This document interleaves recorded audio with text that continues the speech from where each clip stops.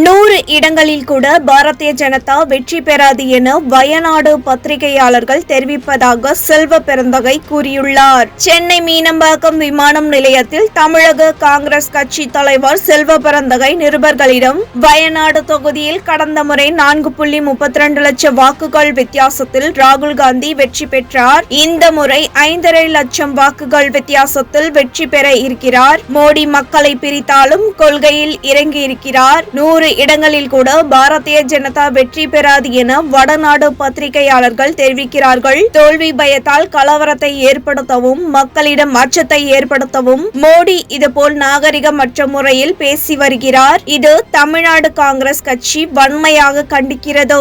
இந்திய கூட்டணி மற்றும் காங்கிரஸ் கட்சி மக்களை நம்பி தேர்தலில் நிற்கிறது. ஆனால் மோடி அமலாக்கத்துறை, சிபிஐ, வருமான வரி, தேர்தல் ஆணையம் ஆகியவற்றை நம்பி தேர்தலில் நிற்கிறார்.